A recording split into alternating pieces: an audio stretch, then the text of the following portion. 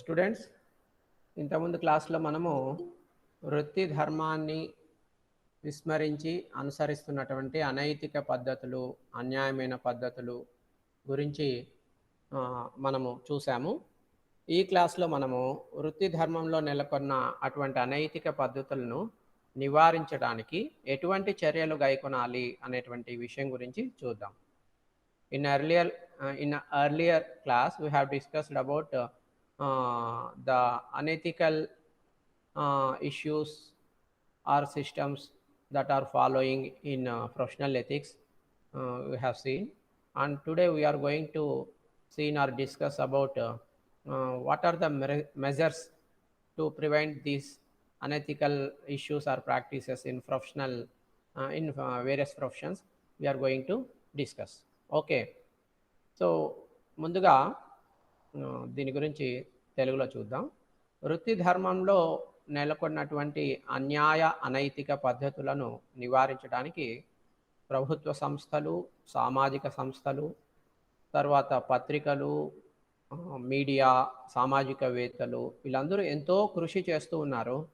అయితే ఇంకా కొన్ని చర్యలు అవసరం అవుతాయి అన్నమాట. సో చూడండి, ఈ వృత్తి ధర్మంలో అంటే ఈ ప్రొఫెషనల్ ఎథిక్స్ అని చెప్తున్నాం కదా, రకరకాల వృత్తుల్లో ఆ వృత్తులు నిర్వహించేటువంటి వ్యక్తులు తమ ధర్మాన్ని విస్మరించి చాలా అన్యాయంగా, అనైతికంగా ప్రవర్తించడము, ఆ అన్యాయము మరియు అనైతికతతో కూడుకున్నటువంటి పద్ధతులను అవలంబించడము అనేటువంటిది మనం ఇంతకుముందు క్లాస్లో చూసాం. మరి వాటిని నివారించడానికి ఎవరు ఏం చేయటం లేదా అంటే చేస్తూ ఉన్నారు. ఎవరు చేస్తున్నారు అంటే ప్రభుత్వానికి సంబంధించినటువంటి రకరకాల సంస్థలు, తర్వాత రకరకాల సామాజిక సంస్థలు, వాలంటరీ ఆర్గనైజేషన్స్, ఓకే, తర్వాత ఎంతోమంది సామాజికవేత్తలు, తర్వాత ఈ ప్రింట్ మీడియా, ఎలక్ట్రానిక్ మీడియా, పత్రికలు, ఇటువంటివన్నీ కూడా చాలా కృషి చేస్తున్నాయి. దేనికోసము అంటే ఈ రకరకాల వృత్తులు చేసేటువంటి వ్యక్తులు ధర్మబద్ధంగా, న్యాయబద్ధంగా, నీతిగా, నిజాయితీగా, ఓకే, అనైతిక పద్ధతులకు పాల్పడకుండా ఉండడానికి, దాన్ని నివారించడానికి వీరందరూ కూడా చాలా కృషి చేస్తూ ఉన్నారు. అయితే అవి సరిపోవన్నమాట, ఇంకా కొన్ని చర్యలు చేపట్టాలి. ఓకే, మరి ఏం చర్యలు చేపట్టాలి ఇంకా అనేటువంటి దాని గురించి మనం ఇప్పుడు చూద్దాం. So they are so many people are trying for curbing these unethical issues which are prevailing in so many professions.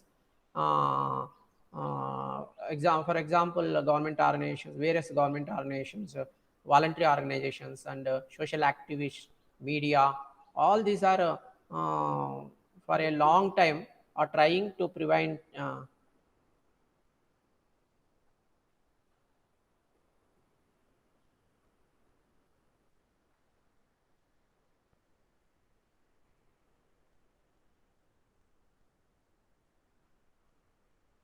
so all these are trying for preventing these unethical practices in various professions, but that is not at all sufficient.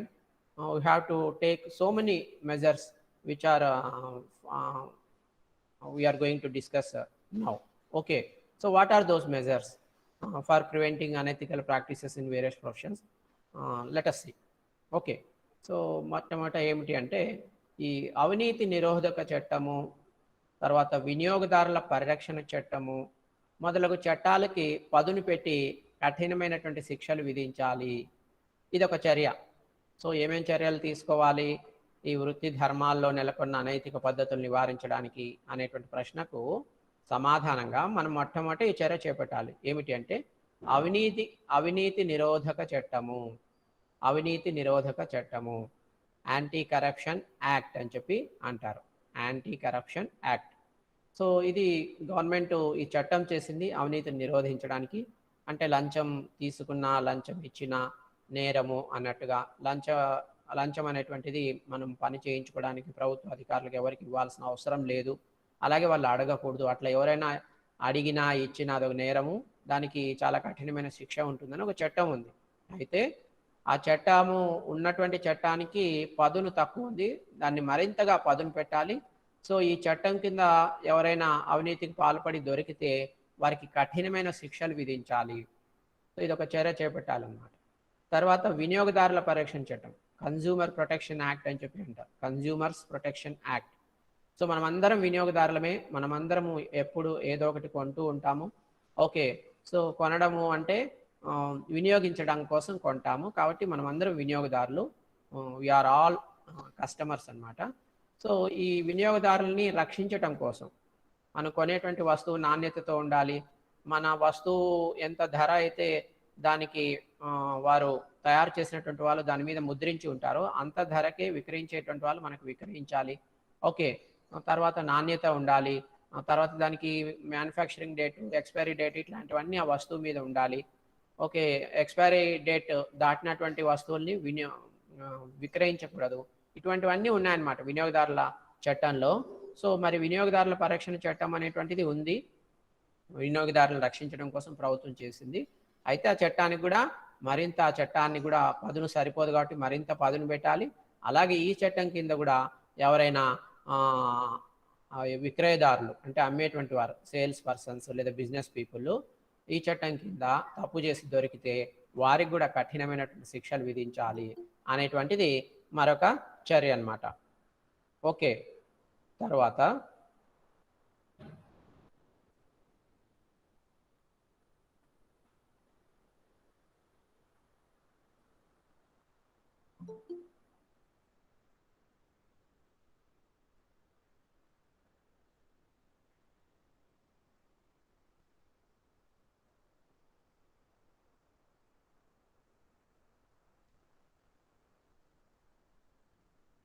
So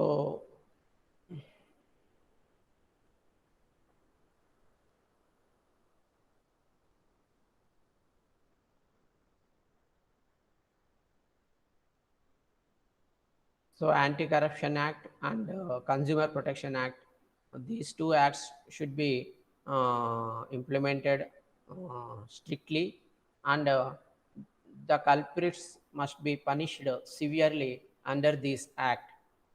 This is one of the preventing measure. Okay, next we will go for another preventing measure. So next ఏంటి రెండవ చర్య ఏంటో చూద్దాం. వృత్తి ధర్మాన్ని గురించి చైతన్యవంతం చేయాలి. ఓకే, అంటే ఏమిటి అంటే మనమందరం కూడా మన వృత్తుల్ని ధర్మబద్ధంగా, నీతిగా, నిజాయితీగా నెరవేర్చాలి. ఓకే, సో మరి మన వృత్తుల్ని నీతిగా, నిజాయితీగా, ధర్మబద్ధంగా నెరవేర్చాలంటే అటువంటి చైతన్యం మనకు ఉండాలి. అటువంటి చైతన్యాన్ని మనకు ఉండాలి అంటే అటువంటి చైతన్యం కలుగజేసేలాగా ప్రభుత్వం ఇనిషియేటివ్ తీసుకోవాలి. ఓకే, ప్రజల్ని చైతన్యవంతం చేసేటువంటి కార్యక్రమాలు ప్రభుత్వం కానీ స్వచ్ఛంద సంస్థలు కానీ చేపట్టాలి. ఆ విధంగా మనము ఈ రకరకాల వృత్తులు చేసేటువంటి మనుషులు పాల్పడే అనైతిక పద్ధతుల్ని నివారించవచ్చు అనేటువంటిది మరొక చర్య అన్నమాట. So we have to encourage, or we should bring consciousness in people who are working in different professions, that they should not involve in unethical practices in their professions. That sort of consciousness should be bring in all the people. This is also one of the measure to curb the unethical practices in professional in various professions. Okay, next we go for another preventing measure. So third preventing measure ఏమిటంటే ప్రమాణ స్వీకారం చేయించాలి. ప్రతి వ్యక్తికి నిర్దిష్టమైన నీతి నియమావళిని రూపొందించి అమలుపరచాలి. ఉల్లంఘించే వారిని శిక్షించాలి. సో ఇది ఒక చర్య అన్నమాట. ఏమిటి? ప్రమాణ స్వీకారం చేయించాలి. సో రకరకాల వృత్తుల్లో చేరేటువంటి మనుషులు ఎవరైతే ఉంటారో, వ్యక్తులు ఎవరైతే ఉంటారో వారితో ఆ వృత్తిలో చేరేటప్పుడు వారితో ప్రమాణ స్వీకారం చేయించాలి, ప్రామిస్ చేయించుకోవాలి. ఓకే, ఏమని? నేను నా వృత్తి ధర్మాన్ని ధర్మబద్ధంగా, న్యాయబద్ధంగా నెరవేరుస్తాను. ఈ నా వృత్తిని నెరవేర్చేటువంటి క్రమంలో నేను ఎటువంటి అవినీతి, అనైతిక, అన్యాయకరమైనటువంటి పద్ధతులకు పాల్పడను. ఆ విధంగా నేను పాల్పడితే నాకు కఠినమైనటువంటి శిక్ష విధించండి, ఎటువంటి క్రమశిక్షణ చర్యలైనా మీరు చేపట్టవచ్చు అన్నట్టుగా ప్రమాణం చేయించాలి. ప్రమాణ స్వీకారం అనేటువంటిది చేయించాలి వృత్తిలోకి ఎవరినైనా తీసుకునేటప్పుడు. ఇది ఒక చర్య. ఇది కొద్దిమంది మీద ప్రభావం చూపిస్తుంది, అందరి మీద కాకపోయినా కొద్దిమంది అయినా సరే, అరే నేను ఉద్యోగంలో చేరేటప్పుడు నేను ప్రమాణం చేశా కదా, మరి ఈరోజు ఆ రోజు చేసిన ప్రమాణానికి విరుద్ధంగా నేను ఈరోజు ఎలా ప్రవర్తించాలని చెప్పి కొద్దిమంది అయినా తమ అంతరాత్మ ప్రశ్నిస్తే ఆలోచనలో పడతారు. పడి అన్యాయంగా, అక్రమంగా, అనైతికంగా ప్రవర్తించకుండా ధర్మబద్ధంగా ఉండేటువంటి ప్రయత్నం కొద్దిమంది అయినా చేస్తారనమాట. ఓకే. సో ఇదొకటి. తర్వాత ఏమిటి అంటే ప్రతి వ్యక్తికి నిర్దిష్టమైన నీతి నియమావళిని రూపొందించి అమలు పరచాలి. సో రకరకాల వృత్తులు చేసేటువంటి వ్యక్తులు ఉంటారు కదా! సో అట్లా ఒక్కొక్క వృత్తిలో పనిచేసే ఒక్కొక్క వ్యక్తికి మీరు ఈ నీతి నియమావళిని అనుసరించాలి. మీకోసం ఈ నీతి నియమావళి రూపొందించబడింది అని చెప్పి ఆ రకరకాల వృత్తులు చేసేటువంటి వ్యక్తులకి ఆ ఉద్యోగం ఇచ్చేటువంటి ఆ యాజమాన్యము మొదట్లోనే ఉద్యోగం వచ్చిన కొత్తలోనే వారికి ఆ నీతి నియమావళి అందించాలి. సో గైడ్లైన్స్ లాగనమాట. Rules and regulations or guidelines అనుకోండి. Okay. Basing on the sincerity, okay, or ethical values, moral values. Okay. So అట్లా ప్రతి ఒక్కరికి ఇచ్చి మీరు దీన్ని అమలు పరచాలి, దీని ప్రకారం మీరు నడుచుకోవాలని చెప్పాలి. తర్వాత దీని ప్రకారం మీరు నడుచుకోకపోతే మీ మీద కఠినమైనటువంటి శిక్ష మీకు విధిస్తాము అన్నట్టుగా కూడా మొదట్లోనే వృత్తిలో చేరేటువంటి మొదట్లోనే హెచ్చరించాలన్నమాట.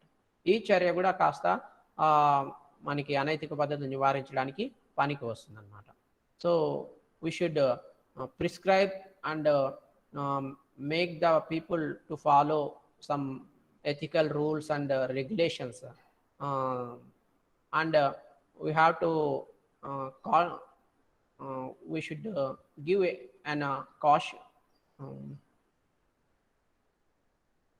a caution to those people who join in a profession newly, that if they do not follow those rules and regulations and moral values, they will be punished severely. This sort of caution should be given to those people in the beginning itself. Okay. So this is also one of the measures to curb the unethical practices in various professions. So next we will go for another preventing measure. So మనం next నివారణ చర్య గురించి చూద్దాం.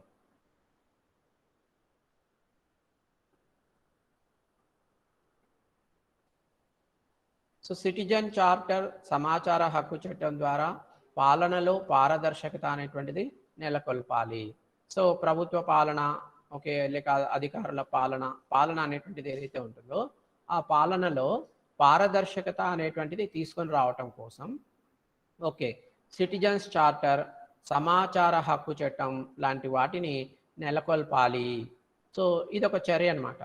పారదర్శకత అంటే transparency అని చెప్పి అంటారు. ట్రాన్స్పరెన్సీ అంటే ఏం జరుగుతోంది ప్రభుత్వ పాలనలో, ప్రభుత్వం ఏం చేస్తోంది, అధికారులు ఏం చేస్తున్నారు, ఓకే. సో అదంతా కూడా పబ్లిక్కి తెలియాలి, ప్రజలకు తెలియాలి, రహస్యంగా చేయడానికి లేదు. అంటే ప్రభుత్వము ఒక కార్యక్రమం చేస్తోంది లేదా ఒక ప్రణాళికాబద్ధంగా ఒక ప్రాజెక్ట్ ఏదన్నా చేపట్టింది అంటే దానికి ఎన్ని నిధులు కేటాయిస్తోంది, ఆ నిధుల్ని ఎలా ఖర్చు పెడుతోంది, అవి ఎంత మాత్రం వినియోగం అవుతూ ఉన్నాయి, దాంట్లో మిగులు ఎలా ఉంది, ఎంత మిస్యూజ్ అవుతుంది, ఎంత పక్కదారి పడుతుంది, ఇట్లాంటి విషయాలన్నీ కూడా పబ్లిక్కి తెలియాలన్నమాట. ఎవరు ఆడియో ఆన్ చేశారు? ఆడియో మ్యూట్ చేసుకోండి. Audio mute. నవ్యశ్రీ ఏమా నవ్యశ్రీ ఆడియో ఆఫ్ చేయాలమ్మా. హలో, మీరు అనవసరంగా ఆడియో ఆన్ చేయకూడదు, డిస్టర్బెన్స్ వస్తుంది. ఇక్కడ మీకు పాఠం చెప్పేటప్పుడు మాకు ఇబ్బందికరంగా ఉంటుంది. ఏదైనా అడిగినప్పుడు సమాధానం చెప్పేటప్పుడు మాత్రమే మీరు ఆన్ చేయాలి. ఓకే. సో మరి ఈ పాలనలో పారదర్శకత అంటే అర్థం ఏంటంటే ఇందాక చెప్పుకున్నది, ప్రజలకి ప్రభుత్వం ఓకే బాధ్యత వహిస్తుంది. ఎందుకంటే ప్రజలు ఎన్నుకున్నటువంటి ప్రభుత్వం కాబట్టి జవాబుదారీతనం అనేది ప్రభుత్వానికి ఉంటుంది. కాబట్టి ప్రభుత్వం ఏం చేసినా ప్రజలకి తెలిసేలాగా చేయాలి, ఓపెన్గా చేయాలి, రహస్యంగా చేయడానికి లేదు. ప్రజలకి చెప్పి చేయాలి, ప్రజలకు చూపించి చేయాలి. దాన్ని పారదర్శకత అంటారు. సో దీనికోసం అని చెప్పి ఈ పారదర్శకత అనేది ఎప్పుడైతే ఉంటుందో అక్కడ అవినీతికి, అనైతికతకి, అక్రమాలకి ఆస్కారం అనేటువంటిది ఉండదన్నమాట, పారదర్శకత అనేది ఉన్నప్పుడు. ఓకే. సో మరి ఈ పారదర్శకత అనేటువంటి దాన్ని నెలకొల్పాలి అంటే సమాచార హక్కు చట్టము, సిటిజన్స్ చార్టర్ అనేటువంటివి మనం నెలకొల్పాలి. సో సమాచార హక్కు చట్టం గురించి మీకు తెలుసు, ఆల్రెడీ ప్రభుత్వం నెలకొల్పింది. దాన్ని గట్టిగా ఆల్రెడీ నెలకొల్పినటువంటి దాన్ని ఖచ్చితంగా అమలు పరచాలి. ఓకే. అందులో ఎక్కడ మినహాయింపులు లేకుండా ఎవ్వరికీ ఆ సమాచార హక్కు చట్టాన్ని ఖచ్చితంగా అమలు పరచాలి. సో, ఏమిటి సమాచార హక్కు చట్టం మీకు తెలుసు. ఇప్పుడు ఒక కార్యాలయంలో లేకుంటే ఏదన్నా ఒక ప్రభుత్వ శాఖలో ప్రభుత్వం అదే ఇందాక చెప్పాను. ఉదాహరణకి ఎస్సీ, ఎస్టీ సంక్షేమం కోసం ప్రభుత్వం ప్రతి సంవత్సరం కొన్ని కోట్ల నిధుల్ని కేటాయిస్తుంది. మరి ఆ నిధులన్నీ వారి కోసం ఖర్చు పెడుతూ ఉన్నారా? ప్రభుత్వం ఎన్ని నిధులు కేటాయించింది? ఓకే. ఈ ఆర్థిక సంవత్సరంలో ఎస్సీ, ఎస్టీల సంక్షేమం కోసం ప్రభుత్వం ఎన్ని నిధులు కేటాయించింది? ఆ నిధుల్ని మరి సరిగ్గా వినియోగిస్తోందా ఎవరు? ఆ ప్రభుత్వం లేని ప్రభుత్వం గానీ, ఆ శాఖ గానీ, ఆ ప్రభుత్వ శాఖ గానీ వాటిని వినియోగిస్తూ ఉందా? సో, ఎంత వినియోగించింది? దేనికోసం వినియోగించింది? వినియోగించకుండా మిగిలిపోయిన నిధులెన్ని? ఆ నిధుల్ని ఏం చేశారు? ఆ నిధులేమన్నా మరి వచ్చే సంవత్సరం బడ్జెట్‌లో ఈ నిధులన్నీ గూడా యాడ్ అవుతాయా? వారి సంక్షేమం కోసం ఈ నిధులన్నిటిని దాంతో కలిపి నెక్స్ట్ సంవత్సరం వాడతారా? లేకపోతే అవి వేరే దానికేమన్నా మళ్లించారా? ఇట్లాంటి విషయాలన్నీ మనం తెలుసుకోవాలి అంటే ప్రభుత్వం చెప్పనప్పుడు, ఓకే. ప్రజలకి ఈ విషయాల్లో స్పష్టత లేనప్పుడు, ఎవరికైనా అనుమానాలు, సందేహాలుంటే సమాచార హక్కు చట్టం ద్వారా మనము తెలుసుకోవచ్చు ఈ విషయాలన్నీ గూడా.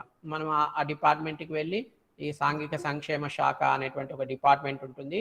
ఆ డిపార్ట్‌మెంట్‌కెళ్ళి అక్కడ మనము అప్లై చేసుకుంటే ఓకే. ఆ డిపార్ట్‌మెంట్‌లో ఈ సమాచార హక్కు చట్టం కింద మనం అప్లికేషన్ పెట్టినప్పుడు మనం ఏ ప్రశ్నలైతే అడుగుతామో ఆ ప్రశ్నలన్నింటికి కూడా వారు సమాధానం ఇవ్వటం జరుగుతుందనమాట. ఇవ్వకపోతే సమాధానం వారి మీద చర్య తీసుకోవచ్చు. మనకి ఆ చట్టంలోనే ఉంటుంది. సమాచార హక్కు చట్టంలోనే అవన్నీ కూడా ఉంటాయి.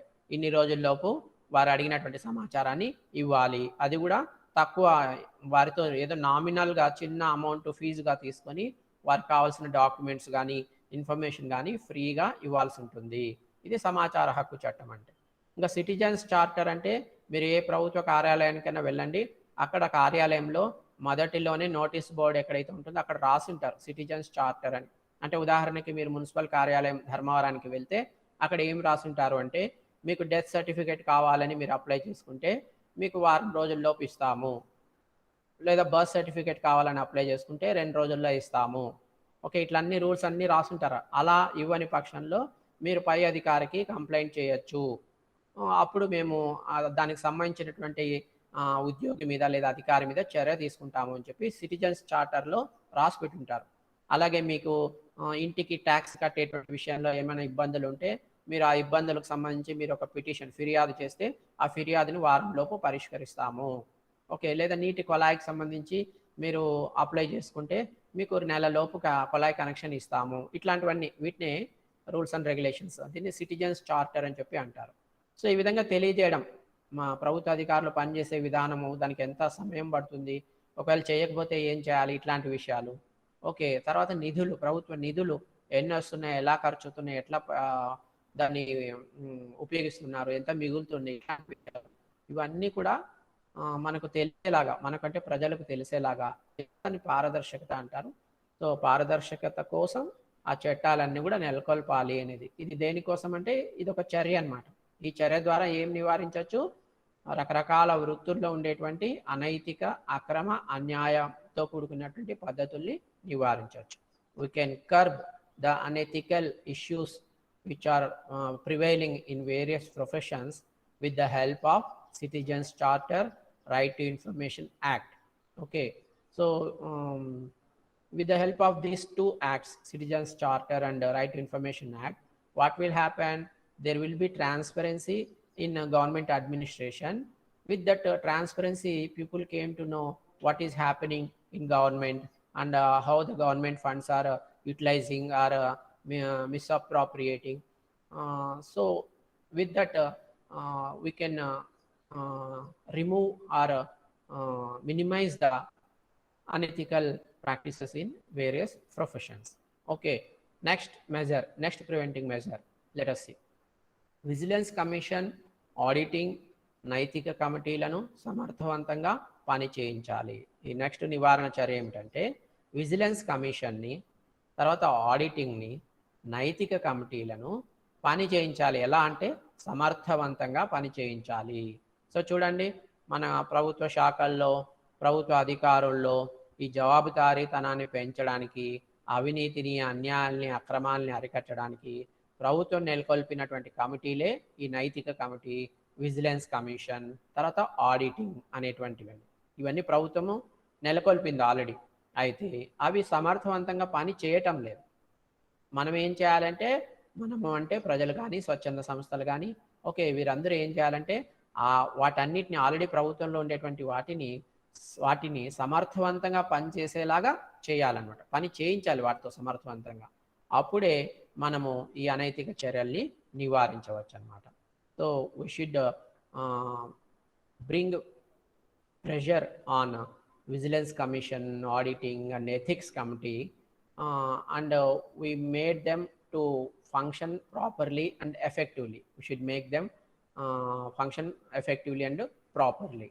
Okay, so this is our responsibility.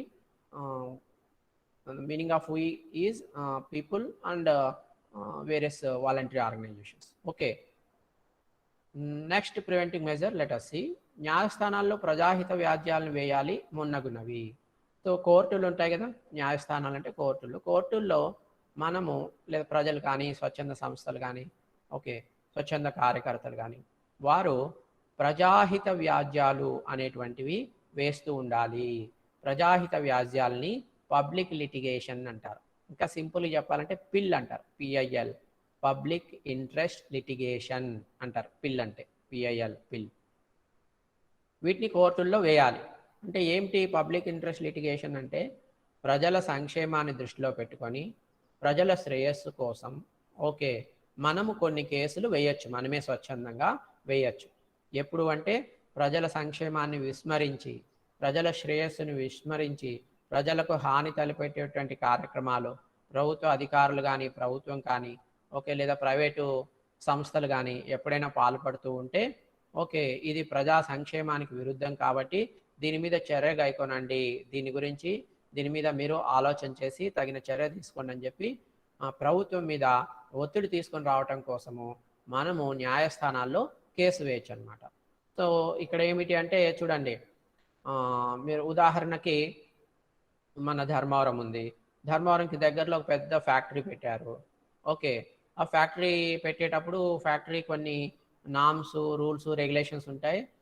వాటన్నిటిని కూడా ఫ్యాక్టరీ పెట్టేటువంటి వాళ్ళు ప్రభుత్వంలో రకరకాల శాఖలకి లంచాలు ఇచ్చి మేనేజ్ చేసుకుంటారు. ఓకే, మేనేజ్ చేసుకొని అన్ని రకాల అనుమతులు తెచ్చుకొని ఫ్యాక్టరీ స్టార్ట్ చేస్తారు. ఫ్యాక్టరీ స్టార్ట్ అయిన తర్వాత కొన్ని సంవత్సరాల తర్వాత ఏమవుతుందంటే ఫ్యాక్టరీ చుట్టుపక్కల నివసించేటువంటి ప్రజలు రకరకాల ఇబ్బందులకు గురి కావటం మొదలవుతుంది. అంటే ప్రజలు తాగేటువంటి నీరు కలుషితం అవుతుంది, వారు పీల్చే గాలి కలుషితం అవుతుంది. సో ఆ కలుషితమైన గాలి పీలుస్తూ వారు ఊపిరితిత్తులు ఇట్లా రకరకాల అనారోగ్య సమస్యలకు గురవుతారు. కలుషితమైన నీరు తాగి ఆ నీరు ఉపయోగించుకొని చర్మ రోగాలు, ఇంకా రకరకాల రోగాలకి గురవుతారు. ఓకే, దీని గురించి ఆ ప్రాంత ప్రజలు కానీ, కొందరు నాయకులు కానీ, స్వచ్ఛంద సంస్థలు కానీ, ఓకే, ప్రభుత్వానికి ఫిర్యాదులు చేస్తారు. తర్వాత ఆ సంస్థ, ఆ ప్రైవేటు కంపెనీ లేదా ఫ్యాక్టరీ వాళ్ళు కూడా కంప్లైంట్ చేస్తారు. కానీ వారి నుంచి సరైనటువంటి స్పందన అనేటువంటిది ఉండదు. అప్పుడు మనము ఈ విషయాన్ని డైరెక్ట్గా హైకోర్టులో కానీ, సుప్రీంకోర్టులో కానీ, లేదా లోకల్గా స్థానికంగా ఉండేటువంటి కోర్టులో కానీ మనము ఈ విషయం మీద కేసు పెట్టచ్చు అనమాట. దాన్ని మనం ఏమంటారంటే పబ్లిక్ ఇంట్రెస్ట్ లిటిగేషన్ అని అంటారు. ఓకే, ఆ విధంగా కేసు వేయడాన్ని పబ్లిక్ ఇంట్రెస్ట్ లిటిగేషన్ అంటారు, అంటే పిల్ అని చెప్పి అంటారు. ఓకే, సో న్యాయస్థానాలు ఎప్పుడైతే ఈ విధంగా కొన్ని కంప్లైంట్స్ వస్తాయో వాటిలో జినైన్గా ఉండేటివి, అంటే ఏదో ఊరికే గిల్లి కజ్జాలు పెట్టుకోవడం, ఊరికే ఎవరి మీదైనా ఓరలేక కక్షపూరితంగా కంప్లైంట్ చేశారా, లేదు నిజంగా దీంట్లో పబ్లిక్ ఇంట్రెస్ట్ అనేది ఏమైనా ఉందా, ప్రజల సంక్షేమాన్ని దృష్టిలో పెట్టుకుని వీరు చేశారా అనేది ఆలోచన చేసి, సో ప్రజల సంక్షేమం కోసమే వీళ్ళు నిస్వార్థంగా వీళ్ళు కేసు వేశారని చెప్పి భావించినప్పుడు ఆ కేసుని కోర్టు డైరెక్ట్గా టేకప్ చేస్తుంది అనమాట. టేకప్ చేసి దాంట్లో ఎవరెవరు ఇన్వాల్వ్ అయ్యారో వాళ్ళందరిని పిలిపించి వారి నుంచి ఎక్స్ప్లెనేషన్ అడిగి, ఓకే, సో దానికి బాధ్యులు ఎవరైతే ఉంటారో వారి మీద కోర్టులో డైరెక్ట్గా చర్య తీసుకోవడం కూడా జరుగుతుంది అనమాట. సో ఇటువంటి పిల్ అనేటువంటి పబ్లిక్ ఇంట్రెస్ట్ లిటిగేషన్స్ అనేటువంటివి ఉండాలి, అవి వేస్తూ ఉండాలి. అప్పుడప్పుడు మనం కానీ, స్వచ్ఛంద సంస్థలు కానీ, నాయకులు కానీ వేస్తూ ఉండాలి. అలా ఎవరైనా వేస్తూ ఉంటే వారిని ఎంకరేజ్ కూడా చేయాలి. ఓకే, సో దీనివల్ల ఏమవుతుంది అని అంటే ఈ జవాబుదారీతనం అనేటువంటిది పెరుగుతుంది. అవినీతిని, అన్యాయాల్ని, అక్రమాల్ని మనం నివారించవచ్చు.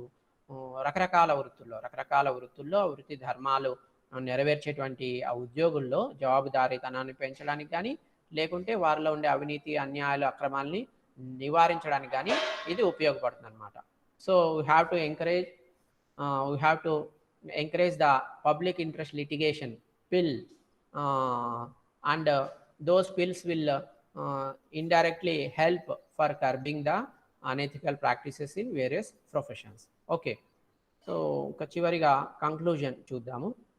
మరి పైన చెప్పుకున్నటువంటి పద్ధతులన్నీ కూడా ఏవైతే మనం మాట్లాడుకున్నామో, చర్చించామో, ఇవన్నీ కూడా తాత్కాలికమైనటువంటి ఉపశమన చర్యలే కానీ ఇవి ఈ రకరకాల ఈ అక్రమ పద్ధతులు, అన్యాయాలకి మూల కారణాలు ఏవైతే ఉంటాయో వాటిని నివారించేటువంటి చర్యలు కాదు. బాగా గుర్తుపెట్టుకోవాల్సి, మనం ఇందాక చెప్పుకున్నామే, ఇవన్నీ కూడా ఏం చేస్తాయంటే అవినీతి, అన్యాయాలు, అక్రమాల్ని తగ్గించడానికి, ఓకే, సమూలంగా నిర్మూలించడానికి కాదు, కానీ తాత్కాలికంగా టెంపరవరీగా దాన్ని కాస్త ఉపశమనం అంటే తగ్గించడానికి ఈ చర్యలు ఉపయోగపడతాయి. కానీ మరి రకరకాల వృత్తి ధర్మాల్లో నెలకొన్నటువంటి అక్రమ పద్ధతులు ఏవైతే ఉన్నాయో వాటికి మూల కారణాలు ఏవైతే ఉంటాయో ఆ మూల కారణాలని మాత్రము ఈ చర్యలు నివారించలేవు అన్నమాట. సో మరి దానికోసం మనం మరింత కృషి చేయాల్సి ఉంటుంది. ఓకే, ఎందుకు నివారించలేవంటే అసలు వృత్తి ధర్మం అంటే ఏంటి అనే దాని మీద సరైన అవగాహన లేకపోవటం వల్ల.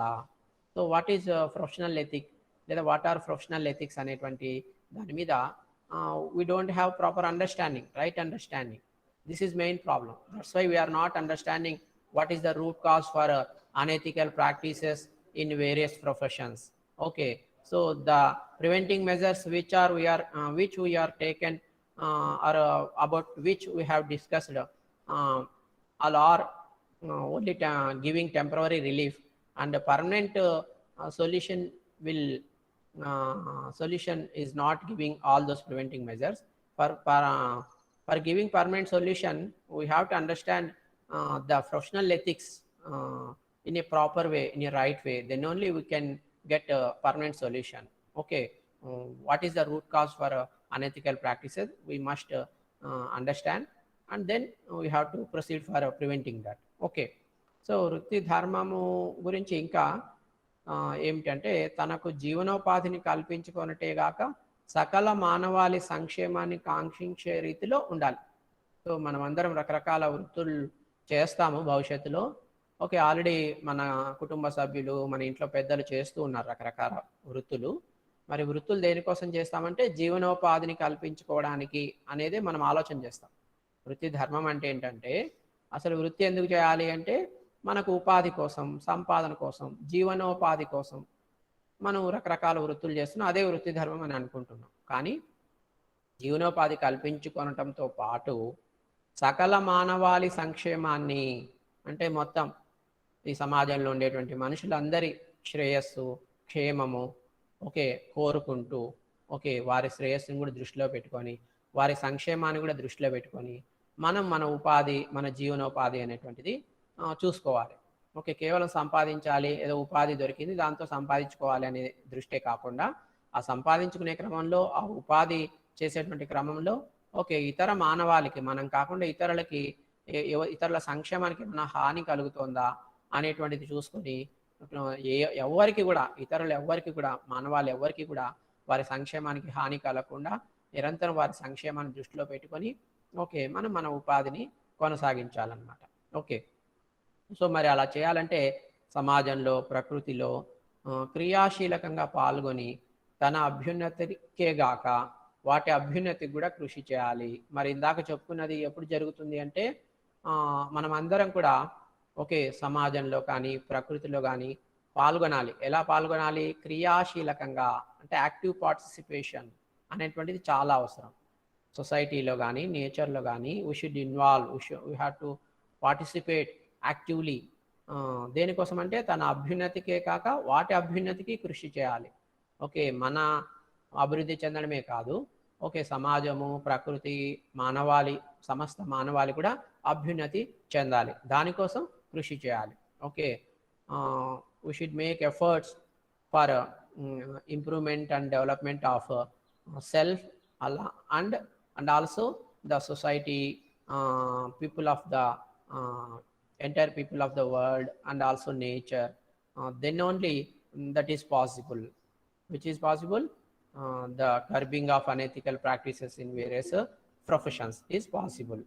ఓకే, తర్వాత మనం ఇతరులతో కానీ మిగిలిన ప్రకృతిలో కానీ పరస్పర ప్రయోజనం కోసం పనిచేయాలి. ఇంకా మన వృత్తి ధర్మాలు నెరవేర్చేటప్పుడు మన ప్రయోజనం, మన ఉపాధి, మన ప్రయోజనం అనే కాకుండా ఇతరుల ప్రయోజనాలు కూడా దృష్టిలో పెట్టుకొని మ్యూచువల్గా పరస్పరం వారితో మనకు ప్రయోజనం, మనతో వారికి ప్రయోజనం ఉంటుంది, ఉండాలి.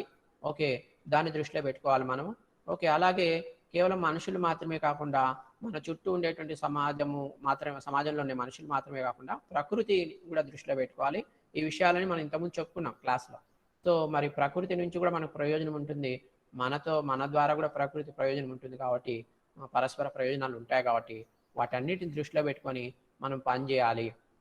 ఈ పని చేసేటువంటి క్రమంలో మనం నిస్వార్థంగా వ్యవహరించాలి. Without any selfishness we should behave. Okay, so అసలు వృత్తి అనే దాన్ని ఒక సర్వీస్ లాగా, ఒక సేవ లాగా మనం భావించాలి. వృత్తి అయిన ఉద్యోగం అంటే ఏదో సంపాదించడం కోసం దొరికేటువంటి ఒక ఆసరాన్ని కాకుండా ఉద్యోగం అంటే అది ఒక సేవ, ఒక సర్వీస్ అనేటువంటి యాటిట్యూడ్ ఓకే మనం అందరం కూడా డెవలప్ చేసుకోవాలి. సో ఇవన్నీ చేస్తే మనం ఖచ్చితంగా ఈ అనైతిక రకరకాల వృత్తి ధర్మాల్లో నెలకొన్నటువంటి అనైతిక పద్ధతుల్ని సమూలంగా నిర్మూలించవచ్చు అన్నమాట. ఓకే, సో మనం తర్వాత నెక్స్ట్ టాపిక్ చూద్దాం.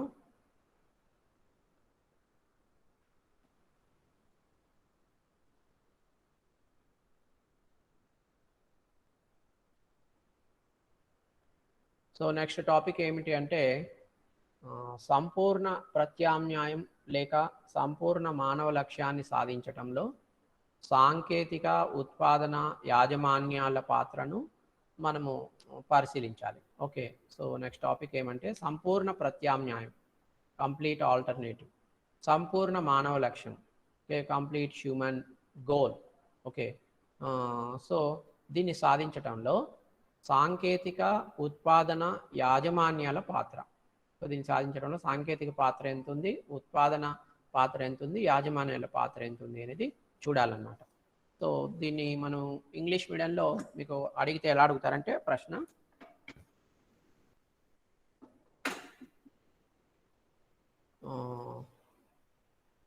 What is the vision for holistic alternative and mention the broad holistic criteria for evaluation of technologies, production systems and management models అనేటువంటిది మనం ఇప్పుడు డిస్కస్ చేయబోయేటువంటి టాపిక్ అన్నమాట.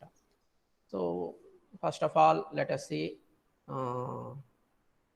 what is holistic alternative and what is the criteria, holistic criteria for evaluation and vision for holistic alternative అనేటువంటివన్నీ మనం చూద్దాం. So సంపూర్ణ మానవ లక్ష్య సాధన అంటే ఏంటి, ముందుగా దీని అర్థం ఏంటి అంటే ఏంటి అనేది చూద్దాం. సంపూర్ణ మానవ లక్ష్య సాధన.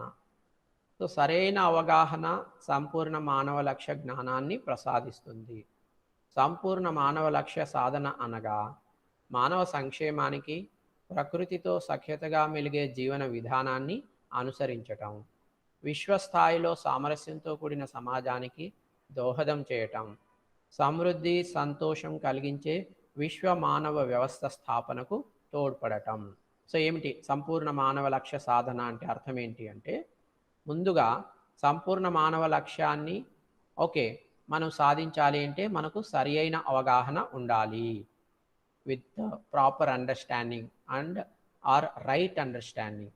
Okay, with right understanding what can we gain? We will gain the complete human goal, okay, which is also called as holistic alternative. Okay, we can attain the human goal with the right understanding అన్నమాట. తర్వాత సంపూర్ణ మానవ లక్ష్య సాధన అనగా, సరే మరి సంపూర్ణ మానవ లక్ష్య సాధన అంటే ఏంటి, మనం ఇంతకుముందు కూడా దీని గురించి సంక్షిప్తంగా చూసాము, ఇక్కడ ఎలాబరేట్గా చూస్తున్నాం. సంపూర్ణ మానవ లక్ష్యం సాధన అంటే మనం ఇంతకుముందు చెప్పుకున్నప్పుడు ఏం చెప్పామంటే అందరికీ సమృద్ధి సంతోషం. ఓకే, మనకొక్కటే కాదు ప్రపంచంలో ఉండే మానవాళ్ళందరికీ సమృద్ధి, సంతోషం అనేది సాధిస్తే దాన్ని సంపూర్ణ మానవ లక్ష్యం అని చెప్పి అనుకున్నాం. దాన్ని ఇక్కడ కాస్త ఎలాబొరేట్‌గా చూద్దాం. సో ఏమిటి అంటే సంపూర్ణ మానవ లక్ష్య సాధన అంటే మానవ సంక్షేమానికి ప్రకృతితో సఖ్యతగా మెలిగే జీవన విధానాన్ని అనుసరించటం. సంపూర్ణ మానవ లక్ష్యం అంటే ఏంటి అనేది ఒక 3 వాక్యాలు మనం చూద్దాం. మానవ సంక్షేమానికి ప్రకృతితో సఖ్యతగా మెలిగే జీవన విధానాన్ని అనుసరించడం. సో మనుషులందరూ క్షేమంగా ఉండాలి, మనుషులందరూ సంతోషంగా, సురక్షితంగా, ఓకే, సంక్షేమంతో జీవించాలి అనేటువంటి ఉద్దేశంతో మనం ఏం చేయాలి, ఎటువంటి జీవన విధానాన్ని అనుసరించాలి అంటే ప్రకృతితో సఖ్యతగా మెలిగే జీవన విధానాన్ని అనుసరించాలి. అంటే మన చుట్టూ ఉండేటువంటి ప్రకృతి ఏదైతే ఉందో ఆ ప్రకృతితో మనము స్నేహపూర్వకంగా ఉండటం, ఆ ప్రకృతితో ఘర్షణ అనేది పెట్టుకోకుండా ఉండటం. సఖ్యత, సఖ్యత అంటే ఫ్రెండ్లీగా, ప్రేమగా, స్నేహపూర్వకంగా, ఒక పాజిటివ్ దృక్పథంతో ప్రకృతితో మనం మెలగాలి. ఓకే, ప్రకృతిని అనవసరంగా డిస్టర్బ్ చేయడము, దురాశతో ప్రకృతి వినాశనానికి పాల్పడము అనేది చేయకుండా ఎకో ఫ్రెండ్లీ అని మనం ఇంతకుముందు కూడా చెప్పుకున్నాం. ఆ దృష్టితో మనం మన జీవన విధానాన్ని అనుసరిస్తే తద్వారా మానవ సంక్షేమం అనేటువంటిది సాధ్యమవుతుంది అన్నమాట. మీద ఈ ప్రపంచంలో ఉండాలి అంటే అది ఎప్పుడు సాధ్యం అంటే ఆ మనుషులు ఏ ప్రకృతిలో భాగంగా అయితే ఉన్నారో ఆ ప్రకృతితో ఆ మనుషులు సఖ్యతతో మెలగాలి. ఆ సఖ్యతతో మెలిగేటువంటి జీవన విధానాన్ని మనుషులు అనుసరించాలి. సో మనం కూడా ఆ మనుషుల్లో భాగం కాబట్టి మనం అందరం కూడా ప్రకృతితో స్నేహంగా, సఖ్యతగా ఉండేటువంటి జీవన విధానాన్ని అనుసరిస్తే తద్వారా ఏమవుతుందంటే మనుషులందరూ క్షేమంగా ఉంటారు. ఓకే, సంపూర్ణ మానవ లక్ష్యం అంటే ఇదొకటి. రెండవది ఏంటంటే విశ్వస్థాయిలో సామరస్యంతో కూడిన సమాజానికి దోహదం చేయటం. సో విశ్వస్థాయి అంటే ప్రపంచ స్థాయిలో సామరస్యంతో కూడిన సమాజానికి దోహదం చేయాలి. సో సామరస్యం అంటే హార్మోనీ అని చెప్పి మనం ఇంతకుముందు చెప్పుకున్నాం. ఓకే, సో సొసైటీ, సమాజంలో సామరస్యము అనేటువంటిది కేవలం మనం ఉన్న ఊరిలో మాత్రమే కాకుండా మొత్తం ప్రపంచ స్థాయిలో, ప్రపంచంలో ఉండేటువంటి అన్ని సమాజాల్లో, టోటల్ విశ్వంలో ఉండేటువంటి సమాజంలో సామరస్యము అనేటువంటిది సాధ్యమవుతుంది. ఎప్పుడు అనంటే మనకు సరైన అవగాహన ఉన్నప్పుడు, మనం ప్రకృతితో సఖ్యతతో మెలిగినప్పుడు, ఓకే, మా సమస్త మానవాళి సంక్షేమాన్ని దృష్టిలో పెట్టుకున్నప్పుడు ఇది సాధ్యమవుతుంది అన్నమాట. ఓకే, కాబట్టి మనం వ్యక్తులుగా, రకరకాల వృత్తులు చేసేటువంటి వ్యక్తులుగా మనం ఏం చేయాలి అంటే సామరస్యంతో కూడిన సమాజానికి మనవంతు సహాయ సహకారాలు అందించాలి. ప్రపంచ స్థాయిలో, ప్రపంచంలో ఎక్కడైనా సరే సామరస్యం నెలకొంటుంది. అక్కడి సమాజంలో నువ్వు ఒక పని చేస్తే అంటే మనం ఆ పని చేయడానికి సిద్ధంగా ఉండాలి. ఆ విధంగా మనము దోహదం చేయాలి. We should cooperate for harmony in society in the entire world. ఒకటి. రెండవది we should maintain friendly relations with the nature. Eco friendly, we should attain eco-friendly nature for the welfare of human being, and we should adopt that sort of lifestyle in which there will be eco-friendliness. Okay, all these are called as a holistic approach. Okay, next సమృద్ధి, సంతోషం కలిగించే విశ్వ మానవ వ్యవస్థ స్థాపనకు తోడ్పడటం. సంపూర్ణ మానవ లక్ష్య సాధనలో చివరిగా ఏమిటి అంటే సమృద్ధి, సంతోషం కలిగించే విశ్వ మానవ వ్యవస్థ స్థాపనకు తోడ్పడటం. మనం అందరం ఒక వ్యవస్థని స్థాపించాలి. మనమందరం అంటే రకరకాల వృత్తులు చేసేటటువంటి మనం అందరం కూడా ఒక వ్యవస్థను స్థాపించాలి, లేదా ఒక వ్యవస్థను స్థాపించడానికి తోడ్పడాలి. ఏమి ఆ వ్యవస్థ అంటే విశ్వ మానవ వ్యవస్థ. ఏమిటి ఆ విశ్వ మానవ వ్యవస్థ అంటే ఆ వ్యవస్థలో సమృద్ధి, సంతోషం అనేది కలుగుతుంది. ఆ వ్యవస్థ ద్వారా సమృద్ధి, సంతోషం అనేది ఈ విశ్వంలో, ఈ ప్రపంచంలో ఉండేటువంటి సమస్త మానవులకి కలుగుతుంది.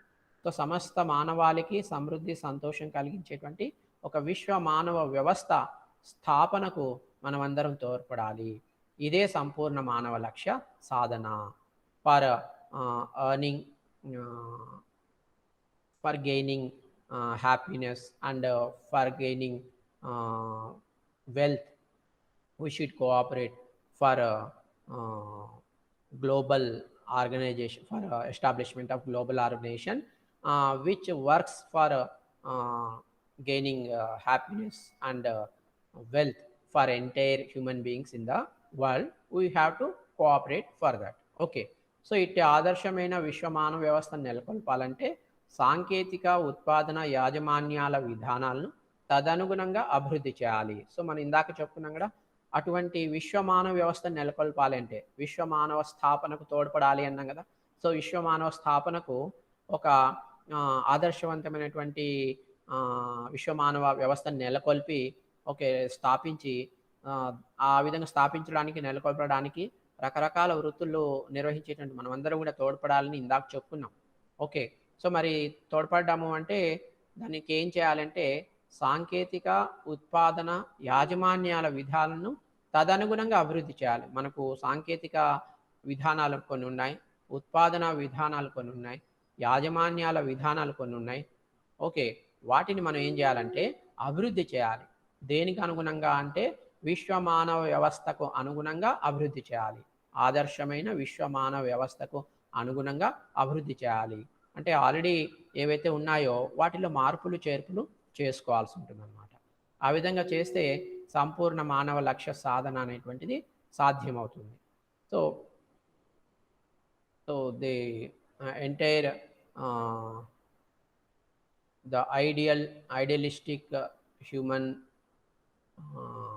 global human organization, idealistic global human organization will be established with the help of technical, productive and managerial systems, with the help of changing or modifying the technical, productive and managerial systems.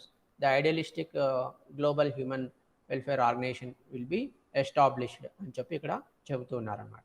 సరే, ఇప్పుడు మనము మరికొన్ని విషయాలు చూద్దాం. ఆధునిక సాంకేతిక విధానాలన్నీ నేటి ప్రపంచంలోని భావాలకు అవసరాలకు అనుగుణంగా మానవుడు కనిపెట్టినవి. ఇట్టి ఆధునిక సాంకేతిక విధానాలను చూడండి, ఆధునిక సాంకేతిక విధానాలన్నీ నేటి ప్రపంచంలోని భావాలకు అవసరాలకు అనుగుణంగా మానవుడు కనిపెట్టినవే. సాంకేతిక విధానాలు ఆధునిక అంటే మోడర్న్ టెక్నాలజీ కావచ్చు, టెక్నికల్ సిస్టమ్స్ కావచ్చు, ఏవైతే ఉన్నాయో ఇవన్నీ కూడా ఈ ప్రపంచంలో, ఇప్పుడున్నటువంటి ప్రపంచంలో మనిషి కనిపెట్టినవి. దేనికి అనుగుణంగా అంటే ఆ మనిషి యొక్క అవసరాలకు అనుగుణంగా, ఆ మనిషి యొక్క భావాలకు అనుగుణంగా. అంటే మనిషి రకరకాలుగా ఆలోచన చేస్తాడు, మనుషులకి రకరకాల అవసరాలు ఉంటాయి. వాటిని దృష్టిలో పెట్టుకొని కొత్త కొత్త టెక్నాలజీని, మోడర్న్ టెక్నాలజీని కనిపెట్టడం అనేది మనిషి చేశాడనమాట. సో ఉదాహరణకి పని చేయాలి, కార్యాలయాల్లో పని చేయాలి, ఆ పనిని వేగంగా చేయాలి, ఎక్కువ పనిని తక్కువ సమయంలో వేగంగా చేయాలి అనేటువంటిది ఉంది. అది కేవలం మనిషి అయితే చేయలేడు.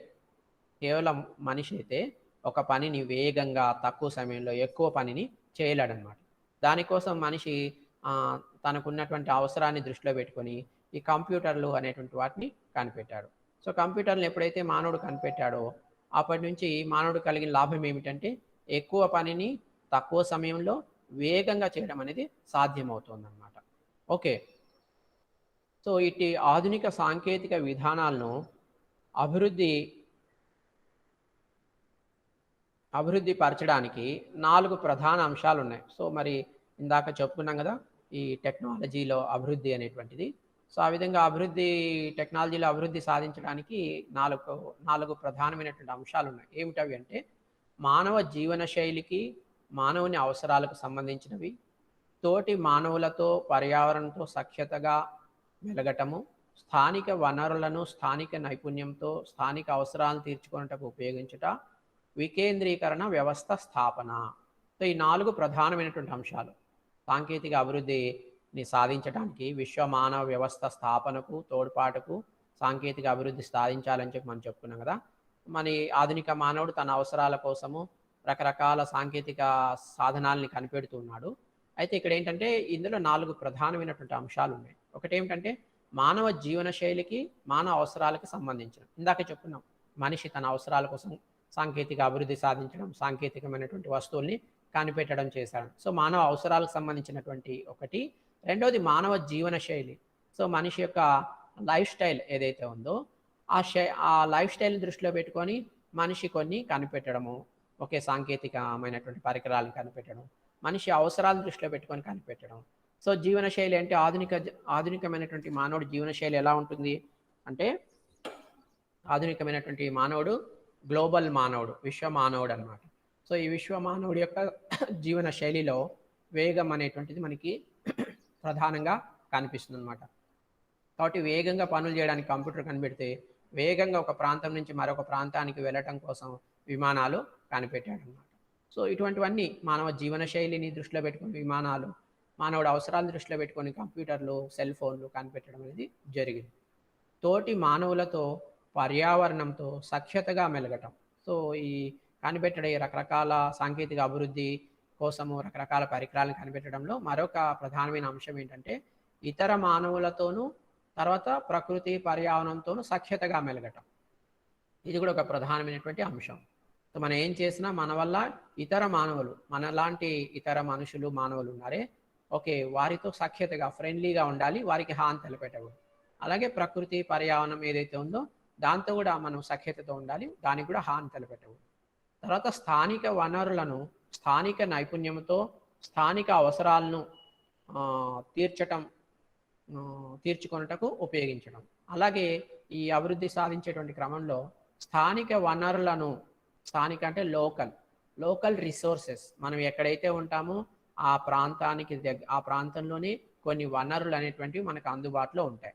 వనరులు అంటే మీకు తెలుసు, మానవ వనరులు అంటే మనుషులు అన్నమాట, ఆర్థిక వనరులు అంటే డబ్బులు, ఓకే, ఇట్లా రకరకాలు. విద్యుత్ వనరులు అంటే కరెంటు, నీటి వనరులు అంటే నీరు అన్నమాట. సో దీన్ని వనరులు అంటారు. సో స్థానిక వనరులు అంటే మనం ఎక్కడైతే ఉన్నామో అక్కడ దొరికేటువంటి వనరులు. స్థానిక నైపుణ్యం, లోకల్ టాలెంట్, లోకల్ స్కిల్ అన్నమాట. మనం ఎక్కడైతే ఉన్నామో అక్కడే ఆ ప్రాంతంలోనే ఓకే స్కిల్ కలిగినటువంటి వాళ్ళు, ట్రైనింగ్ అయినటువంటి మనుషులు మనకు దొరుకుతారనమాట. ఒక పని, ఒకటి ఏదన్నా ఫ్యాక్టరీ పెట్టారు, ఆ ఫ్యాక్టరీలో పని చేయడానికి కొద్దిమంది వర్కర్స్ కావాలి, ఓకే, ఆ ఫ్యాక్టరీలో పని చేయడానికి కావాల్సినటువంటి నైపుణ్యం కలిగిన వర్కర్లు ఆ ఫ్యాక్టరీ ఏ ప్రాంతంలో అయితే నెలకొల్పారో ఆ ప్రాంతంలోనే అందుబాటులో ఉంటే మనం వారిని తీసుకోవాలి. అక్కడ స్థానికంగా ఆ నైపుణ్యం ఉన్నటువంటి వాళ్ళు దొరికితే వారిని తీసుకోవాలి. తర్వాత మనం ఒక కంపెనీ పెట్టినప్పుడు ఆ కంపెనీ ద్వారా మనం ఎటువంటి ఉత్పత్తుల్ని ఉత్పత్తి చేయాలి అని అంటే ఓకే, స్థానిక ప్రజల యొక్క అవసరాలను దృష్టిలో పెట్టుకొని మనం ఉత్పత్తి అనేటువంటిది చేయాలి. తర్వాత స్థానిక అవసరాలను తీర్చుకొనుటకు ఉపయోగించాలి. దేన్ని అంటే ఇందాక చెప్పాం, స్థానిక వనరులు కావచ్చు, స్థానిక నైపుణ్యం కావచ్చు, వాటిని ఉపయోగించుకోవాలి. దేనికోసం అంటే స్థానిక అవసరాలని తీర్చుకొనటానికి. ఇది కూడా ఒక ప్రధానమైనటువంటి అంశం అన్నమాట. So local necessity, by keeping in view of local necessity need, we should utilize the local talent and skill, local resources. This is one of the important point. Be friendly with our surroundings and environment and other human beings. This is also another important point. And basing on the modern lifestyle of human beings and keeping in view of several necessities of modern human beings, we should invent the technological products. This is also one of the important point. And last ఏంటంటే వికేంద్రీకరణ వ్యవస్థ స్థాపన, decentralisation system, establishing decentralisation system. వికేంద్రీకరణ వ్యవస్థ స్థాపన అంటే, కేంద్రీకరణ అంటే అన్నీ ఒక చోట కేంద్రీకరించడం అన్నమాట. సో అధికారాలన్నీ ఒకరి చేతిలో ఉండటం, లేకుంటే వనరులన్నీ ఒక చోట ఉండటం, లేకుంటే ఉత్పత్తి మొత్తం ఒక చోటే జరగడం, ఇటువంటి. సో అన్నీ ఒక చోట ఉంటే దాన్ని కేంద్రీకరణ అంటారు. అలా కాకుండా వికేంద్రీకరణ అంటే ఆ అధికారాలని వికేంద్రీకరించడం అంటే కింద పనిచేసేటువంటి డిఫరెంట్ క్యాడర్లో ఉండే ఉద్యోగులకి అధికారాన్ని పంచిపెట్టడం. వనరులు కూడా అన్నీ ఒక చోట ఉండకుండా ఎక్కడెక్కడ ఎవరెవరికి ఎంత అవసరమో అందరికీ పంపించడం, పంచిపెట్టడం. సో ఇటువంటి వికేంద్రీకరణ వ్యవస్థ అనేటువంటి దాన్ని మనం స్థాపించాలన్నమాట. ఓకే, సో ఇవి 4 ప్రధాన అంశాలు. దీన్ని దృష్టిలో పెట్టుకొని మనం సాంకేతికమైనటువంటి పరికరాలని లేకుంటే వస్తువుల్ని కనిపెట్టాలి, అభివృద్ధి పరచాలి అని చెప్తూ ఉన్నాం.